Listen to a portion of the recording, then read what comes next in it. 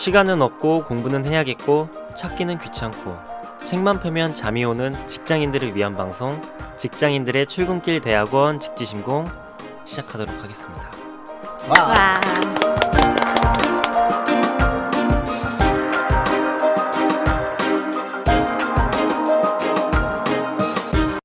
네, 지난 시간 진입에 이어서 이제 계약을 다루는 챕터 6 시간입니다. 네, 이어서 진아와 쿠 함께하고 있습니다. 네, 루인의 후예가 되고 싶은 쿠입니다. 네, 안녕하세요. 함께 공부하고 싶은 함공 진아입니다. 근데 함공 너무 좋은 것 같아요. 함공 좋네. 네, 네. 좋습니다. 네, 이어서 저희 계약 시간인데요. 계약하면은 저는 지금 잠깐 준비하는 시간에 이제 여쭤봤는데 계약서 쓰나요? 이렇게 물어봤거든요. 네, 우리가 어떤 걸 할 때 계약서가 중요하다 이런 얘기 하잖아요. 네. 여기 조직 개발에서 진입과 계약 단계에서 계약은 어떤 건가요? 계약서를 쓰기도 하죠. 네. 근데 이메일로 주고받을 수도 있고요. 그냥 전화로만 할 수도 있겠죠. 근데 이제 예산이 좀 어느 정도 되고 그런 경우에는 좀 포멀한 계약서를 쓰는 것이 필요하죠. 왜 그러냐면 나중에 가서 생각이 이제 우리의 기억이라고 하는 건 정확하지 않을 수 있고 그래서 서로 무엇을 하기로 했는지 서로의 권리와 의무가 무엇인지를 좀 명확히 해놔야 되잖아요. 그렇기 때문에 서면으로 하는 게 바람직하고요. 금액 같은 경우는 이제 견적서를 보내고 그렇게 해서 이제 그것이 확인이 되면 그러기로 했다고 하면 그 금액이 적힌 이제 뭐 계약서를 쓰기도 하고 금액도 되게 중요한 부분이고 그다음에 언제까지 끝내기로 언제까지 진행하는 것인지 그다음에 일의 범위가 어디서부터 어디까지인지 그런 것이 클라이언트는 그것도 해주는 거 아니었어요? 뭐 이럴 수 있잖아요. 그럴 수 있죠. 네. 근데 이제 컨설턴트는 그건 포함되지 않았는데요. 그때 그러기로 했잖아요. 이랬을 때 이제 뭔가 근거를 마련하기 위해서는 계약서가 필요하다 이렇게 말씀드릴 수 있어요. 네. 그래서 우리나라가 이제 서양에 비해서 제가 그 미국에 있을 때 건물 한 50평 되는 건물 임대하는데 막 계약서가 200페이지였거든요. 와. 그거에 비해서 우리는 정말 20억짜리 살 때도 이거 표준 계약서 2장짜리를 가지고 하기도 하니까 그게 이제 큰 문화상의 차이가 있긴 한데 네. 하지만 그래서 미국만큼 자세한 계약서는 쓰지 않더라도 그래도 가능한 한 디테일하게 담을 것은 담는 것이 필요하다 이렇게 말씀드릴 수 있겠죠. 네. 그리고 구도로 이제 대화에서 합의한 내용은 돌아와서 이렇게 정식 계약서가 아니더라도 이메일로 우리가 이렇게 이야기를 나누었고 서로 이걸 하기로 했습니다라고 하는 걸 좀 요약을 해서 이메일을 주고받는 것으로도 훌륭한 서면이거든요. 이거 쓴 거잖아요. 그래서 그렇게 해서 그것으로 계약이 된 것으로 이렇게 볼 수 있죠. 뭐 법원에 나중에 그게 분쟁이 생겨서 법원에 간다면 그게 훌륭한 근거가 되니까 그렇게 할 수 있겠죠. 어떻게 보면 진입 단계에서 많은 이야기를 나누고 그래서 지금 우리가 함께 하는 게 뭔지 좀 정리하는 게 계약 단계에 해당될 수 있을 것 같은데 이럴 때는 그럼 좀 어떤 질문들을 하면서 이제 이렇게 계약 요건들이나 저희가 담아야 될 내용을 이제 포함시키는 게 좋은가요? 네, 그래서 이제 가장 중요한 건 서로의 기대를 확인하는 거잖아요. 네네. 뭘 해줬으면 좋겠다. 네.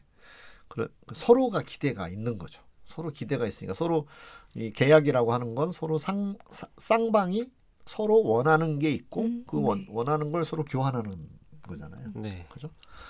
그러니까 그거를 이제 명확하게 하는 게 중요하고 그다음에 역할.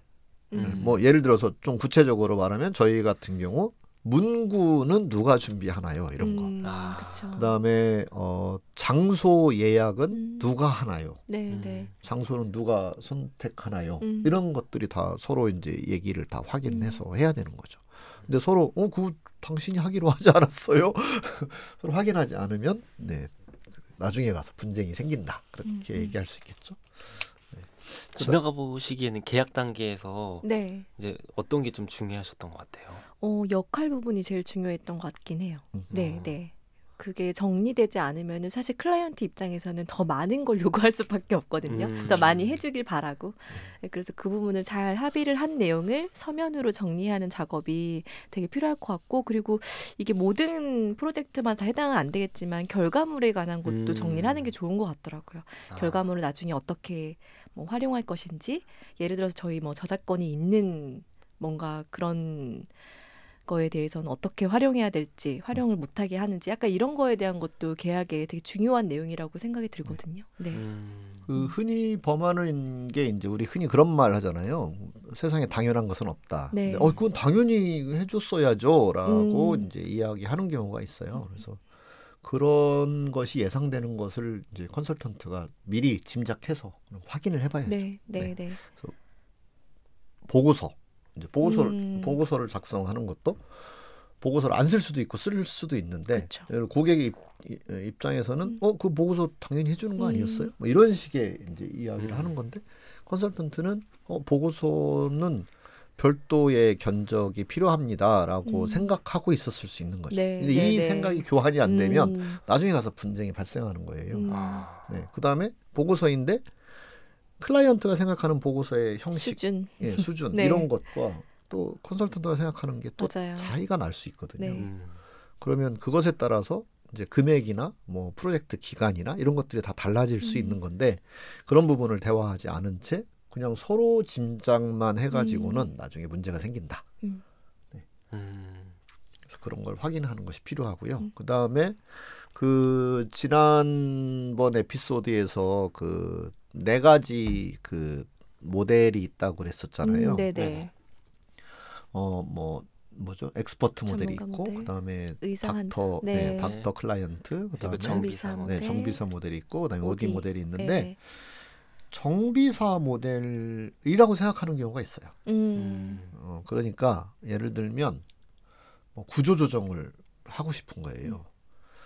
그러면 그런데 이제 오디 컨설턴트한테 연락을 한 거죠. 왜 그러냐면 조직 문제를 다룬다고 하니까 구조 조정도 조직 문제잖아요. 그런데 보통 오디 어프로치는 그걸 서로 대화를 해서 최선의 구조를 같이 만들고 역할 분담을 하게 하고 이제 그런 대화와 워크숍을 통해서 최선의 방법을 찾아가는 방식인 건데, 근데 이제 임원이 생각할 때는 그거 저기 구조 조정안 가지고 와서 그거를 자를 사람 명단 이런 거를 제출해 줄 거라고 기대를 했을 수도 있는 거죠. 그렇죠. 네, 그럴 수 있죠. 네. 근데 엔트리 레벨에서 말씀드렸듯이, 그 엔트리 단계에서 말씀드렸듯이 그걸 임원과 인터뷰도 안 해봤고 또 임원이 혹시 그럴지도 모른다는 것을 담당자한테 확인도 안 해본 상태에서 진행하다가 또는 다 프로젝트 끝난 다음에 사고가 날 수도 있는 거죠. 누가 이런 걸 원했느냐, 왜 결과가 없느냐, 막 이렇게 아찔하네요. 그렇죠, 아찔하죠.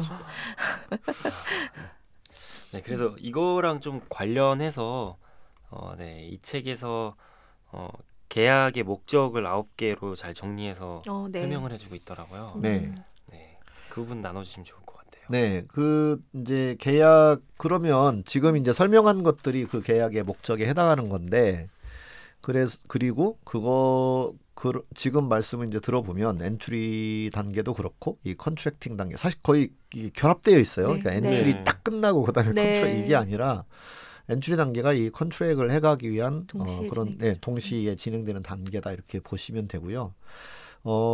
그래서 이 단계에서 파악해야 될 정보가 굉장히 많은 거죠. 그런데 이거를 첫 번째 미팅에서 모두 파악할 수가 없어요. 불가능해요. 시간이 너무 많이 걸려요. 1시간 동안 10시간 동안 미팅할 수가 없잖아요. 그러니까 처음에 미팅은 1시간 내외 정도가 제일 좋고, 그 다음에 또 미팅이나 이메일에서 또 추가로 확인한 것들, 그런 추가 이제 정보를 교환을 하다 보면 서로 전제가 달랐구나, 이런 것들이 이제 캐치가 되면 그런 걸 이제 재확인하고 그런 게 필요한 거죠. 그래서 컨트랙이라고 하는 건 끊임없이 이어지는 과정이다라고 이 학자들도 이야기하고 있어요. 그러니까 컨트랙 했으면 끝나는 게 아니라 또 등장하는 거죠. 왜냐하면 큰 틀에서는 컨트랙이 됐지만 또 작은 거 이걸 할 거냐 네. 저걸 할 거냐는 네네. 또 다른 계약일 수 있는 거잖아요. 네네. 근데 거기에는 뭐 전체 프로젝트 금액의 변동이나 시간의 변동 이런 것은 없을지라도 하는 방식이나 이런 거는 또 계속해서 네. 대화를 해서 또 계약을 하는 거나 마찬가지다. 그래서 끊임없는 계약이다. 이렇게 이야기를 하고 있습니다. 네. 밖으로 이렇게 꺼내고 합의하고 약간 이런 느낌이긴 하네요. 그렇죠. 네. 네. 그러니까 지속적으로, 네. 그걸 이제 계약을 하려다 보면 우리가 정보를 파악을 해야 되잖아요. 데이터를 파악을 해야 되잖아요. 그렇기 때문에 계약을 함으로써 우리가 일을 잘 해나가기 위한 것이다라고 볼 수도 있지만 이 계약을 하려고 하다 보면 정보를 파악하니까 이게 진단이기도 하다는 거예요. 그렇죠. 그게 되게 재미난 포인트죠. 그래서 또 문제를 1번 이 이제 컨트랙의 목적이라고 이제 이 책에서 정리하고 있는 게 1번이 문제에 대하여 좀 더 탐색하게 해준다. 왜요? 진단 뭐 진입 이거랑 연결되는 그렇죠. 연결되는 거죠. 그래서 이 계약을 하려다 보면 내가 뭘 계약할지를 정해야 되는데 그러려면 무슨 문제가 있는지도 알아야 되는 거고 그 문제에 대해서 깊이 알지 못하면 계약의 범위라든지 계약의 시간이라든지 이런 걸 할 수가 없잖아요. 네. 그러니까 그런 거에 도움이 된다 이런 거죠. 그다음에 두 번째로 고객의 목적에 대하여 명확하게 해준다. 서면으로 하니까 네. 이거 맞아요? 네네네. 명확하게 그렇죠. 되는 거죠. 그죠? 말로만 했을 때는 서로 딴 생각을 하는 경우가 되게 많죠. 이 구두로 커뮤니케이션 하는 거는 언어 자체도 매우 불완전하고 모호성이 있는 데다가 이게 기억도 가물가물하고 그러기 때문에 이제 이걸 서면화함으로써 되게 더 명료해진다. 네, 그런 거죠. 그다음에 고객으로 하여금 컨설턴트를 알게 해준다. 네. 이건 되게 좋죠. 네. 컨설턴트가 뭐 하는 건지 명확하게 알게 해주는 거죠. 네. 돈 받은 돈값이 뭔지 알려주는. 아니, 그것도 알게 하고 역할이 역할. 뭔지도 네. 알게 해주고. 네.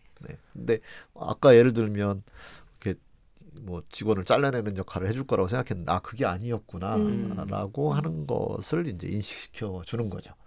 그다음에 뭔가 와서 막 이렇게 강의를 계속 해주는 거라고 생각했는데 컨설턴트는 오디 컨설턴트는 질문을 하는 사람이구나 이런 것도 이제 알게 되는 거고 그런 거죠.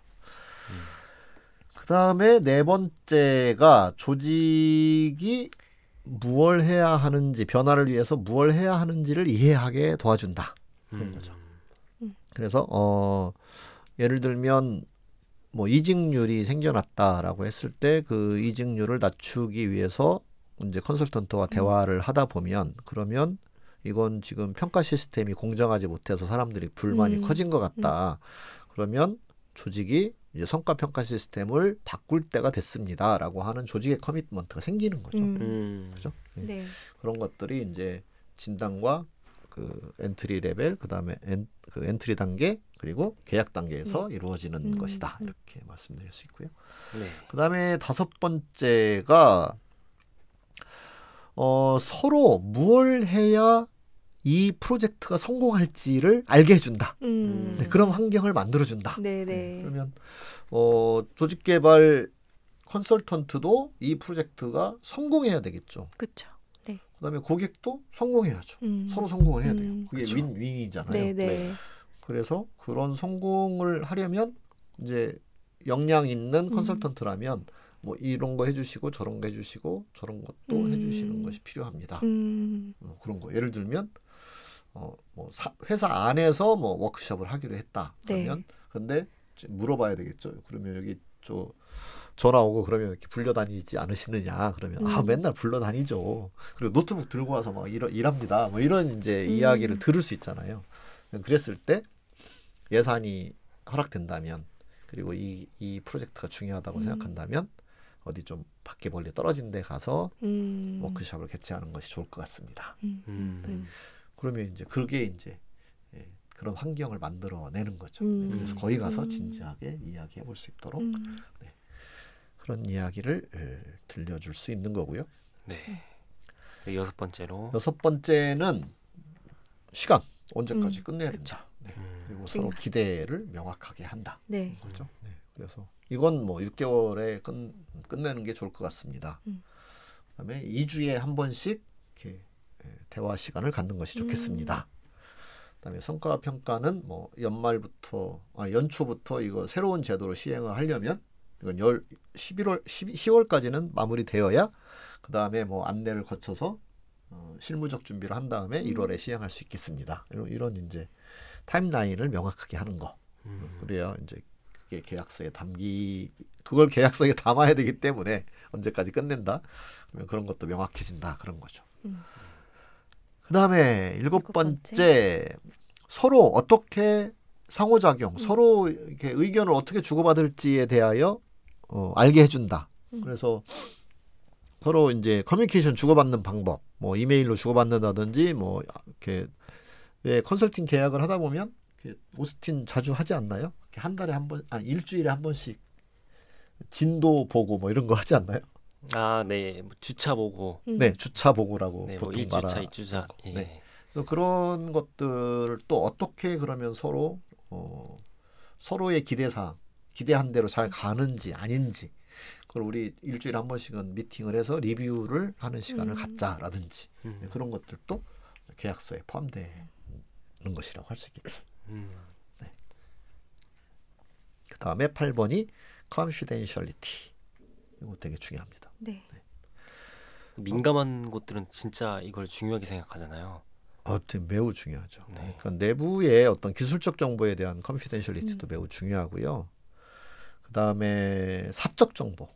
이게 네, 그러니까 맞아요. 우리 지난 시간에도 네. 얘기했잖아요. 이게 어떻게 보면 사찰해 주세요 이런 거거든요. 그렇잖아요. 그러니까 고객이 컨설턴트한테 사찰해달라는 요구를 해올 수 있는 거죠. 근데 그건 그 개인의 사실 비밀이 유지되어야 된다. 그다음에 뭐 코칭을 한다든지 또는 어떤 조직에 기대하는 바를 물었을 때 클라이언트는 그 누가 말했는지 좀 알려주세요 이렇게 얘기했을 그쵸. 때 그걸 미리 컨트랙에 담아야 돼요. 그건 네. 발설하지 않는다. 누가 무슨 말을 했는지는 중요하네요. 네. 컨설턴트로서 발설을 하지 않는 네. 것이 좋습니다. 그게 조직에게도 좋다는 걸 알려줘야 돼요. 그래서 항상 윈윈윈을 만들어내야 되거든요. 그게 매우 궁금하겠지만 저희들 그거 별명 붙여가지고 추노라고 하거든요. 추노 하지 마세요. 제가 들어봤던 건 아르바이트 할 때 추노했다 막 이래서 그거 맞나요? 같은 추노?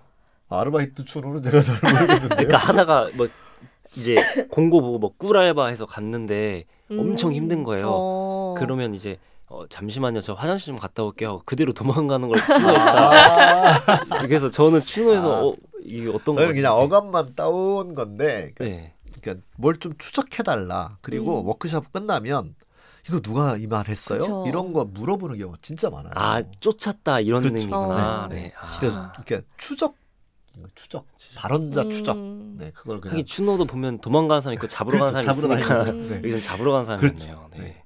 그래서 그거를 이제 되게 엄격하게 잘 지켜주고 미리 얘기를 해야 돼요. 그것도 서로 기대잖아요. 이제 잘 됐다. 네. 우리가 워크숍 할 때는 예를 들어 HR에서 워크숍을 진행하면 HR 무서워서 말을 안 하잖아요. 네. 그러니까 이제 외부 컨설턴트한테 이제 워크숍을 의뢰했을 수도 있어요. 음. 그 목적으로 했을 수도 있는 거죠. 근데 그걸 미리 그러니까 아까 엔트리 레벨에서 그런 미팅에서 그래 이런 부분들이 다 다루어져야 되고 그게 컨트랙에 포함되어져야 된다. 네, 그런 네. 거죠. 네. 저도 기억나는 게 그 저희가 보통 설문을 하면 저희 계정 소속으로 이제 설문을 받잖아요. 네, 그러면 이제 응답자 거기가 이제 있고 그렇죠. 현황이 있고 통계법 33조인가에서 개인정보를 발설하지 않는다는 네. 걸 이제 보통 약속에 담아 놓잖아요. 네. 그래서 했는데 그 담당자분께서 어떤 의도인지는 모르겠는데 엄청 궁금해요. 그 데이터를 궁금하죠. 원본으로 받을 수 있냐 이렇게 물어보신 적이 있어서 네. 저희가 그때 안 된다고 이제 그렇게 약속을 했기 때문에 네. 말씀을 드렸던 게 기억이 이걸 나요. 보니까 생각이 나네요. 맞아요. 네. 그래서 그것을 사전에 양해를 하는 게 필요하고 그리고 그걸 그렇게 한번 하게 되면 결국은 그게 또 새나가게 되고 그쵸. 그러면 다음에 무슨 발언을 할 기회가 되었을 때 절대 바로 하겠어? 안 하죠. 네, 안 합니다. 그래서 조직에게 결코 도움되지 않는다. 근데 당장 너무 궁금한 건 맞다. 근데 그 심정은 이해한다. 근데 이 보이스를 하나의 보이스로 들으셔야지 누구의 보이스로 듣지 마세요. 이제 이런 말씀들을 드리죠. 네. 중요한 것 같네요. 네. 네, 그럼 마지막 9번째는 네, 그리고 이제 다음에 무엇을 할지도 왜 그러냐면 계약에 포함이 안 된 것이 이제 계약에 포함된 것과 포함되지 않는 게 있잖아요. 그러면 여기에 계약에 포함되어 있고 그 다음에 요걸 만약에 하고 싶을 때는 다음에서 이걸 하시면 된다라고 하는 게 이제 경계선이 그어지는 거죠. 네, 그런 의미에서 넥스트텝을 계획할 수 있게 된다. 네, 이렇게 이야기를 하고 있습니다. 네, 이렇게 지금 이제 계약의 목적에 대해서 저희가 좀 알아봤는데요. 그럼 이제 어떻게 계약을 하는 게 계약을 잘한 것이냐, 성공적인 거냐, 이렇게 조금 저희가 살펴볼 필요가 있을 것 같은데, 이제 제가 막연히 떠올렸을 때는 클라이언트 입장에서는 비용 대비 많은 걸 해줘서 그 개선 효과가 크면 좋을 것 같고, 이제 저희 입장에서는 이제 저희 같은 컨설턴트 입장에서는 높은 효율로 실제로 그 조직의 문제를 개선해주면 그게 좋은 이제 계약을 담았다고 생각하는데 공통점이 그래서 떠오르는 게 개선을 시킬 수 있는 내용들이 잘 담겼냐 이런 게 전 이제 떠올랐거든요. 맞아요. 네. 그게 되게 중요해요. 그게 합의되는 게 중요해요. 그러니까 컨설턴트가 생각한 이번 프로젝트의 성공과 고객이 생각한 프로젝트의 성공이 다르면 안 되잖아요. 그걸 일치시켜야 되거든요. 그래서 처음에는 다른 의도를 가지고 의뢰를 해왔더라도 대화를 해서 그 의도 그걸 하고 싶었던 또 다른 전제와 의도가 있었을 거잖아요. 상위 목적이 있잖아요. 그러면 그 상위 목적을 달성하는 데는 이 방법이 더 좋을 겁니다. 그렇지 않을까요? 그래서 맞아요 해서 이게 납득이 서로 돼야 되는 거죠. 네, 그렇게 대화를 해서 그러면 그 방법을 하면 좋겠습니다. 그리고 뭐 기간은 언제까지입니다. 뭐 예산은 얼마입니다. 서로 역할은 이렇습니다. 저렇습니다. 중간에 진도에 대해서는 이렇게 뭐 보고를 해주세요. 또는 그 리뷰는 어떤 방식으로 하는 것이 좋겠습니다. 네, 그런 거를 이제 잘 명확하게 이제 하는 게 필요하죠. 네, 그러려면 컨설턴트가 그 계약을 할 때 회의에서 그런 걸 잘 찾아내야 되잖아요. 그렇죠. 첫 번째 잘 들어야 돼요. 그러니까 근데 자꾸 가르치려고 하는 사람들이 있어요. 제가 전문가니까 뭐 이래서 해야 됩니다. 저래서 해야 됩니다라고. 근데 가르치는 것이 아니라 내가 더 전문가니까 당연히 뭔가 알려줄 것이 있겠지만 그것을 제시해보는 거고 그 다음에 그게 정말 당신의 니즈에 고객의 니즈에 충족하는 거 맞을까요? 이렇게 하면 그렇게 해서 서로 합의점을 찾아가야 되는 건데 그렇게 하시면 안 됩니다. 뭐 이렇게 좀 가르쳐주면 안 되는 거죠. 네. 그래서 잘 들으셔야 된다. 잘 들으셔야 된다. 그리고도 경청이 그러게요. 네. 그리고 잘 들으려면 또 잘 물어야죠. 그래서 여기 보면 이제 ask questions carefully and sensitively 이렇게 이야기했는데 그 밑에 깔려 있는 그 숨은 의도들이 무엇일지 우리는 경험상 알잖아요. 그런 직감적으로 이렇게 알았을 때 그것을 아주 센스 있게 이렇게 잘 예민하게 들어서 그 부분을 이제 확인을 해야 되는 거죠. 이거 민감한 부분인데 지금 우리 보고 비밀을 지켜주지 않으면서 뭔가 이렇게 좀 정보를 빼달라는 거네. 그런 뉘앙스가 있을 때 그걸 센시티브하게 들어서 이제 물어봐야 되는 거죠. 이게 되게 어떻게 보면은 그 의뢰자 입장에서도 만나자마자 자신의 조직에게 치부를 바로 말하기도 좀 어려운 부분이 있을 것 같고 그렇다 보니까 이제 이렇게 물어봐야 될 텐데 혹시 생각나는 게 있으신가요? 이런 되게 많을 것 같거든요. 그러니까 뭐 얘기를 하다 보면 그런 거 있어요. 뭐 지금 어떤 뭐 임원 한 분 때문에 조직이 지금 엉망이 되어 가고 있다. 뭐 이런 뉘앙스가 이제 들릴 수 있는 거죠. 그럴 수 있죠. 근데 그 임원 때문만의 문제가 아닐 수도 있거든요. 임원까지 올라갔으면 나름 뭐 뭔가를 이제 또 잘 해오신 분이고 또 그가 만약에 잘못하는데도 계속 붙어 있다면 우리가 알지 못하는 뭔가 다른 이유가 또 숨겨진 이유가 있을 수도 있는 거죠. 그랬을 때 그런 부분을 좀 더 확인하는 질문이 필요한 거죠. 그래서 그분이 뭐 좀 구체적으로 어떤 발언이 있었는지를 확인해 달라던가 그분과 관련하여 뭐 회사 내에서 좀 벌어졌던 사건이 어떤 게 있었는지를 물어본다든지 그래서 그 구체적인 경험을 그대로 있는 그대로 소위 What's the story? 무슨 일이 있었나요? 라고 하는 걸 말하게 하고 그걸 듣고 컨설턴트가 판단을 해야지 그분이 내린 해석과 판단을 그대로 믿어서는 안 된다. 그렇죠. 그분도 어쨌든 사람이기 때문에 개인의 감정이 감정이 담긴 그렇죠. 언어로 쓸 수 있기 감정과 때문에 편견이 항상 담겨 있을 수 있다. 네, 그래서 그런 부분을 고려해서 물어야 된다 이런 이야기죠. 그리고 이제 예를 들면 여기서 지금 그 임원의 상황에서 되게 잘 어울리는 질문일 것 같은데 왜 근데 그냥 두셨어요? 이런 질문을 던지는 거죠. 혹시 뭐 조치를 취하신 게 있었나요? 네네. 그렇게 못마땅했다면 사람들이 불만인데 왜 그냥 두셨나요? 왜 그냥 두셨는지 또는 뭐 무슨 조치를 취한 적이 있었나요? 라든지를 물어봐야 되는 거죠. 네네. 그러면 이제 좀 더 그 이제 상황을 더 정확하게 파악할 수 있게 되는 거죠. 그렇겠네요. 네. 그리고 세 번째가 있죠. 네. 그다음에 이제 내가 할 수 없는 또 내 필요에 어울리지 않는 또는 그 조직 개발의 그 의뢰한 그 목적을 달성하는 데 있어서 불필요한 그런 거를 예스하지 마시라 그런 거예요. 이게 이제 흔히 뭐 계약서 쓸 때 뭐 을로 적히겠죠. 그러니까 소위 을이니까 뭐 힘이 있나요? 해달라는 거 다 해줘야죠. 이건 안 된다는 거예요. 실패한다는 거예요. 오히려. 그래서 성공을 만들어야 된다. 일단은. 그러니까 거기서 내가 뭐 받아들이지 않아야 되는 그런 역할이나 행위나 이런 것들을 내가 예스를 해버리면 오히려 망친다. 네, 오히려 망친다. 그래서 그런 부분에 대하여 명확하게 안 되는 것은 안 된다라고 이야기를 하고 그러면 이제 그러면 계약 못 따내면요. 못 따낼 각오를 해야 됩니다. 늘 그런 단기적인 이익 때문에 그런 윤리를 저버리는 거고 그다음에 장기적인 이익을 저버리는 거거든요.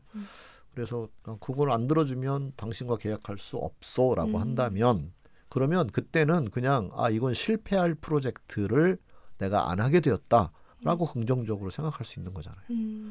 그렇게 해서 성공적일 거라면 그건 당연히 좋은 방법이었을 거예요. 근데 결국 그렇게 성공적이지 않거든요.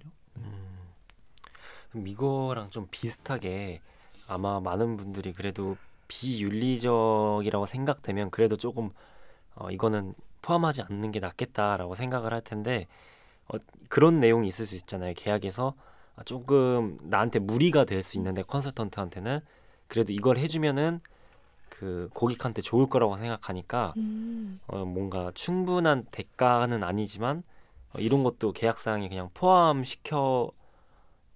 포함시키는 그런 결정을 할 수도 있을 것 같아요. 왜냐면은 이렇게 많이 해줄수록 어쨌든 더 좋아지는 건 맞으니까 이제 그런 걱정이나 딜레마에 있을 때는 좀 어떤 생각이 좋을까요? 그 미래를 내다봐야죠. 그렇게 했을 때 내가 정말 더 내가 뭐 지급받은 거에 비하여 더 많이 해주니까 내가 너무 떳떳하고 보람되고 고객도 좋아할 것인지 아니면 대가를 제대로 지불받지 못한 일을 하면서 힘들어가지고 내가 소진과 스트레스가 쌓일 것인지를 예상해봐야죠. 그렇죠? 네. 그 예상해서 그때 그 예상에 따라서 하는 것이 좋다. 왜 흔히 우리 노하는 법 이런 거 우리 배우잖아요. 거절하는 법. 현명하게 그게 뭐냐면 그때 당신은 그냥 거절할 수가 없어가지고 받아놓고 나중에 후회하니까 이제 그런 것들이 생겨나잖아요. 후회할 일 하지 마라. 그런 거예요. 그게 서로 고객한테도 안 좋다. 그렇잖아요. 고객한테도 그 좋은 표정으로 기꺼이 해주는 모습을 기대하겠죠. 근데 막 뭔가 마지못해 하고 그리고 나중에 가가지고 뭐 이거 제가 싸게 해드린 겁니다.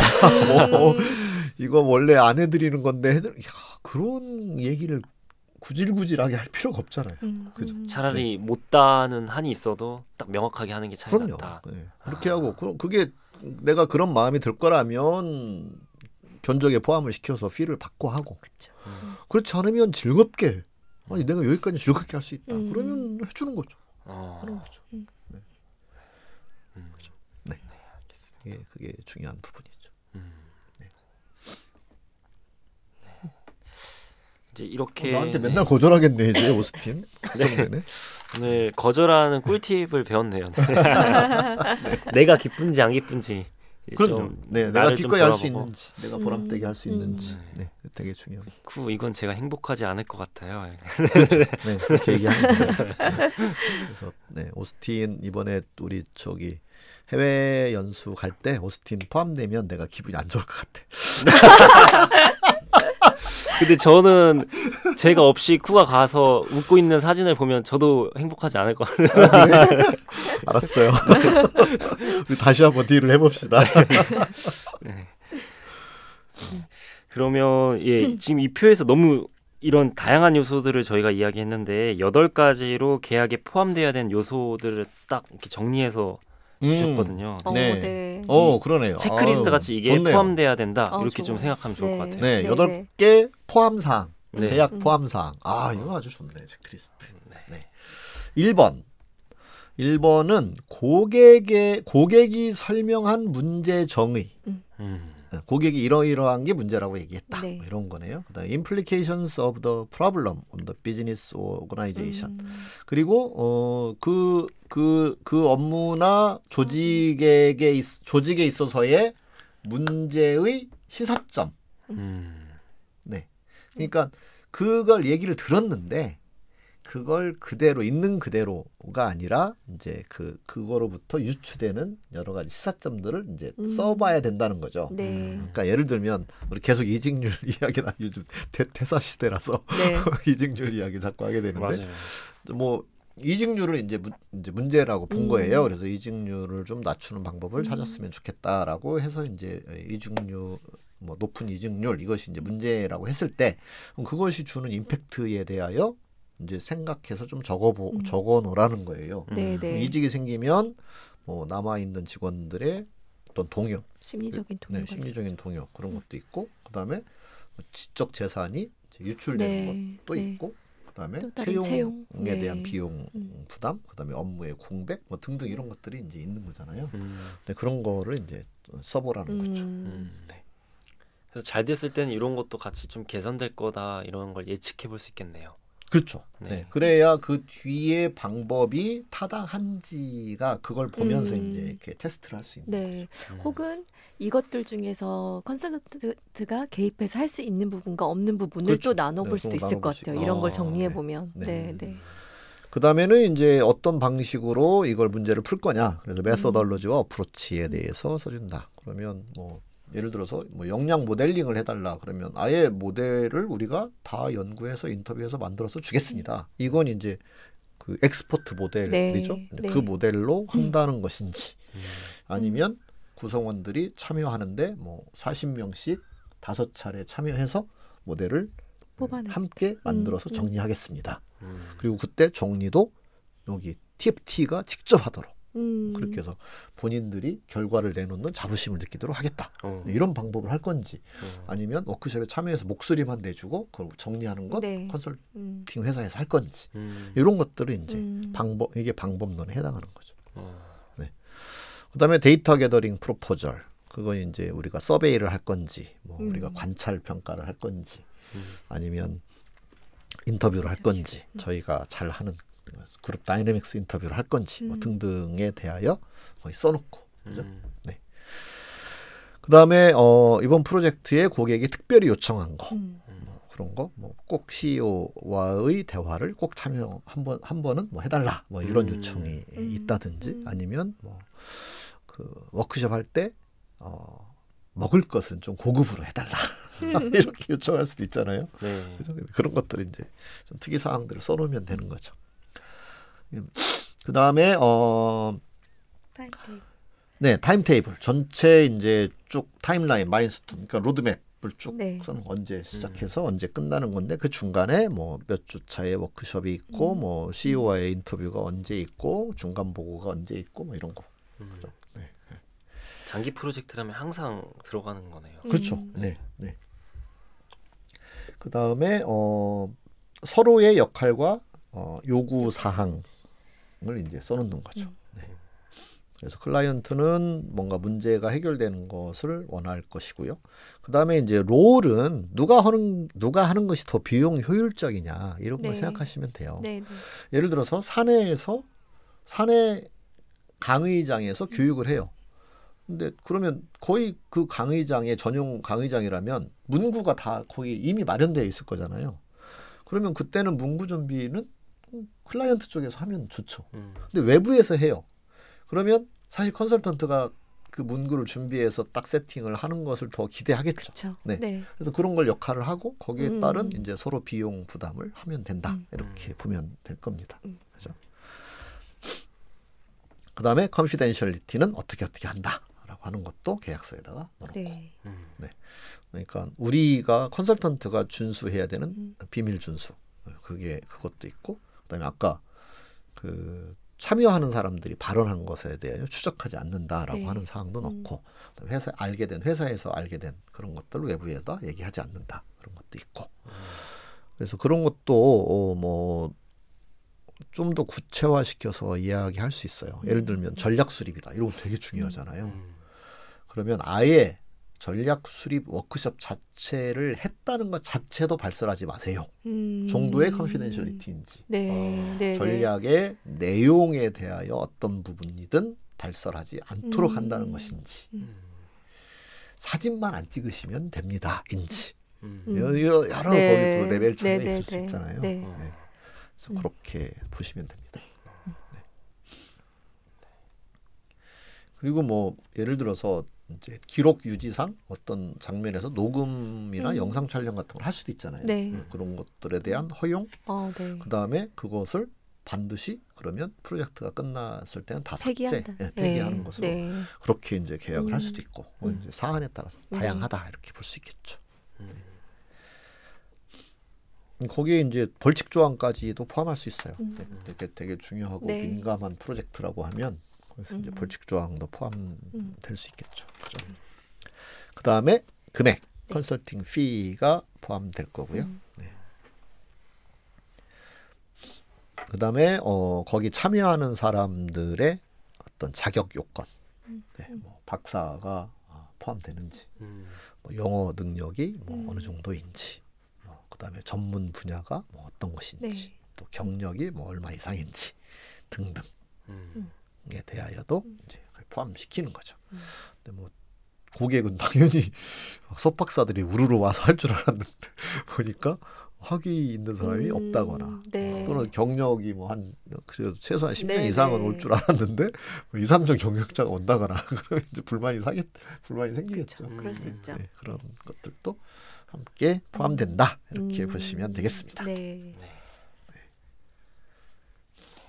이 8개를 체크리스트로 저도 좀 두고 앞으로 활용해 보는 게 필요할 것 같아요.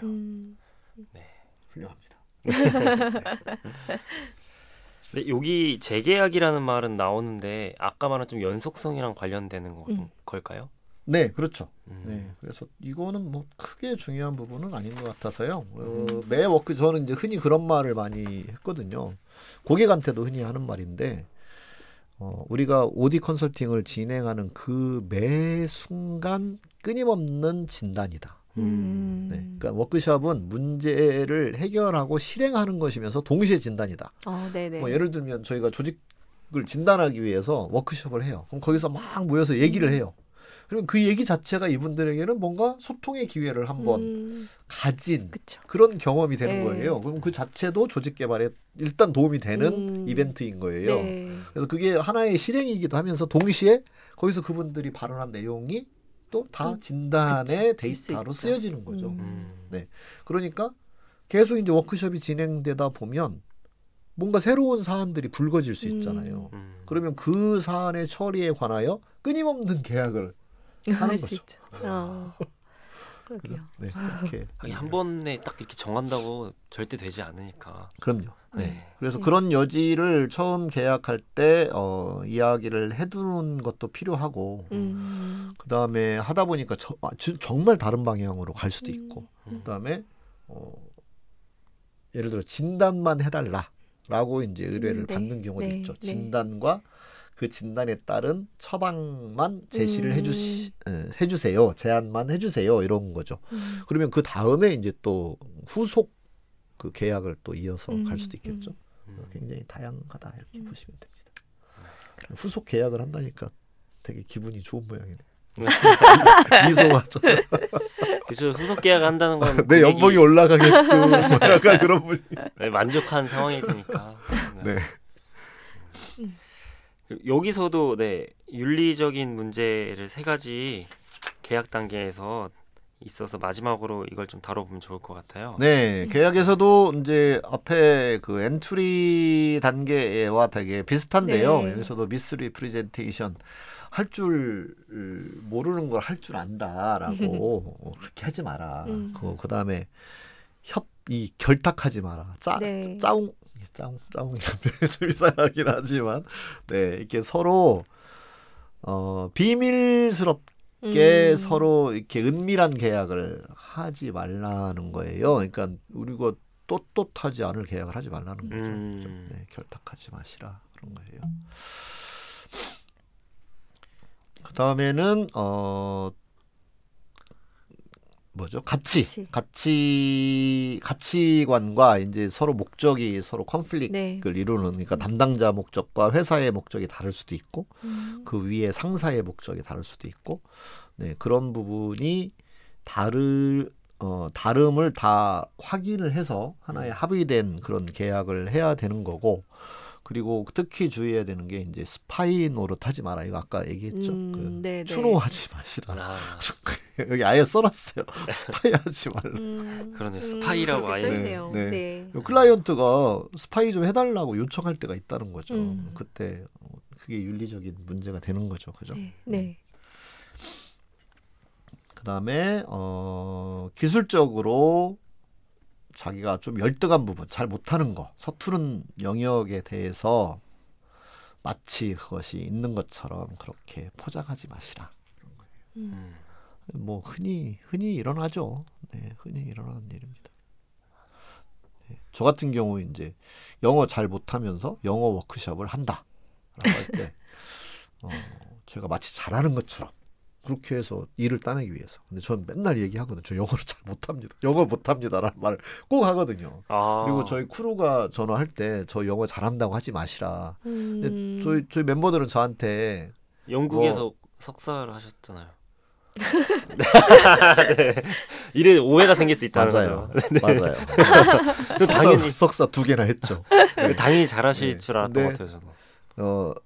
되게 이제 석사 과정 공부하면서 주로 하는 건 읽는 거죠. 쓰고 읽고 말하는 건 별로 안 하게 되는 거죠. 그리고 이제 한국에 와서 1년에 한 번 정도 영어를 쓴다. 이것도. 그래서 저는 솔직하게 클라이언트한테 그렇게 이야기를 해요. 제가 한국에 와서 한 15년 정도 1년에 한두 번만 영어를 썼습니다. 영어 진짜 서툽니다. 하지만 영어로 진행하는 워크숍을 할 수는 있고 해본 적도 있습니다. 이만저만한 사례가 있긴 합니다. 근데 영어 못합니다. 계속 얘기를 하죠. 그런 거죠. 그래서 이걸 그 고객이 그 정보를 가지고 투명한 정보를 가지고 고객이 판단하고 의뢰하면 내가 감사합니다 하고 최대한 내가 열심히 또 준비를 해서 하면 되는 거고, 근데 그 정보를 숨겨놓고 마치 영어 잘할 수 있는 것처럼 이제 물어봤는데 제가 뭐 영국에서 석사 2개나 했습니다. 긴 말 안 해도 막 약간 한때 토익 점수도 저기 되게 상위권이었거든요. 그러니까 뭐 그 점수 받았습니다 이렇게 얘기하고 그러면 되게 잘하나 보다 이렇게 생각하시겠죠. 호도하면 안 된다. 이런 게 중요하겠네요.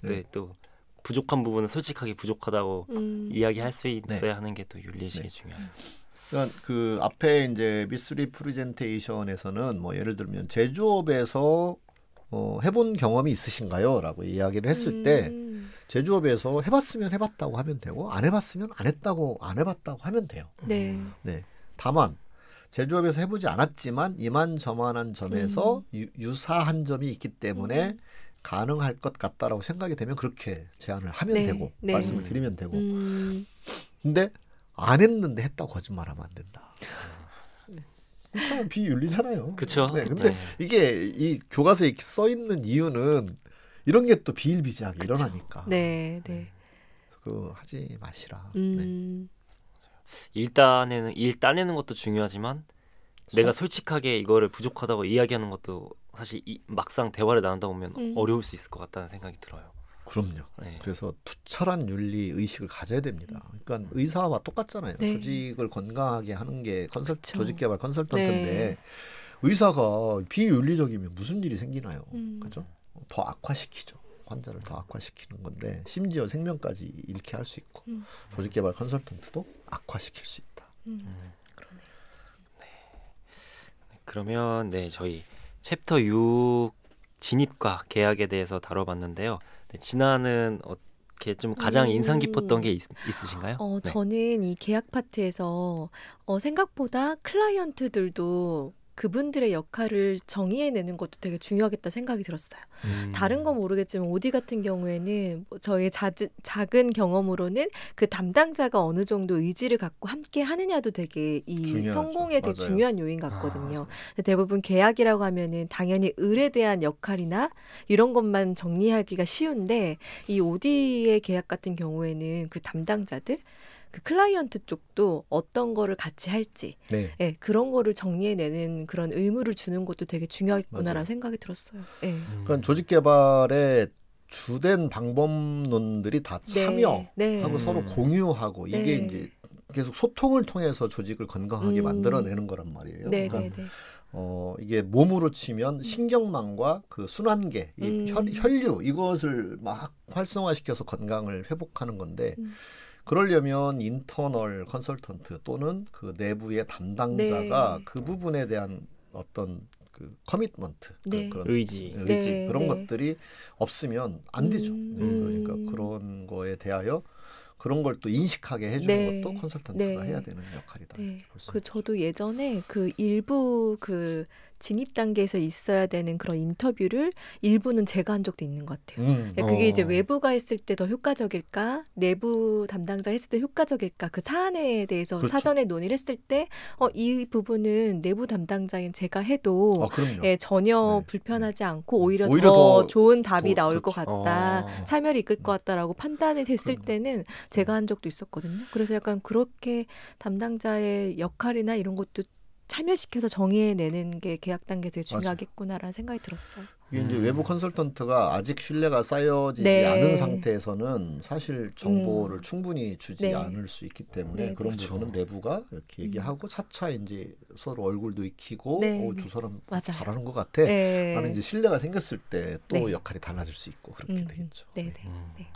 그러네요. 그 담당자가 단순히 의뢰하는 사람이 아니라 어떤 역할을 할지 같이 좀 정의하는 게 중요하겠네요. 특히 오디에서는 특히 항상 사람과 관계 여기서도 그런 표현을 하거든요. 계약을 한다는 건 그 조직과 또 그 담당자와 또 참여하는 사람과 컨설턴트와 관계를 맺기 시작하는 거다. 관계. 그러니까 이게 딱 이 소셜한 부분이 그대로 나타나니까 인간 관계에서 이렇게 발생하는 수많은 일들이 똑같이 일어난다 이렇게 볼 수 있죠. 그런 부분 잘 살피면서 진입과 계약하면 좋을 것 같습니다. 그러면 저희 챕터 7은 데이터 게더링인데요. 간단히 예고해 주신다면 이 데이터 게더링은 어떤 단계인가요? 일단 문제가 무엇인지를 찾아내려면 데이터가 필요하고요. 그 다음에 그 문제를 해결하는 방법이 이제 염두에 두고 있는 방법이 잘 작동하려나? 라고 하는 것을 알아보기 위해서도 데이터가 필요하겠죠. 그죠? 그래서 그런 모든 것에 관한 정보를 이렇게 수집하는 단계.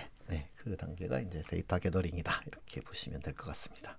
여러 가지 데이터 게더링의 방법이 있는데 그런 것들을 소개해 드리는 시간이 다음 시간이겠네요.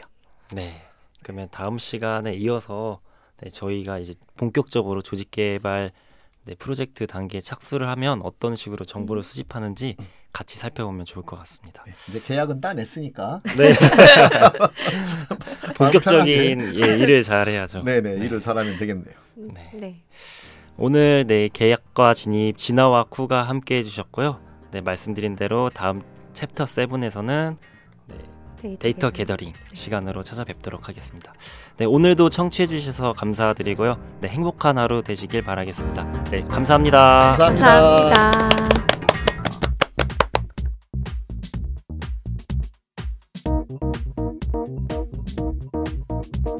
감사합니다.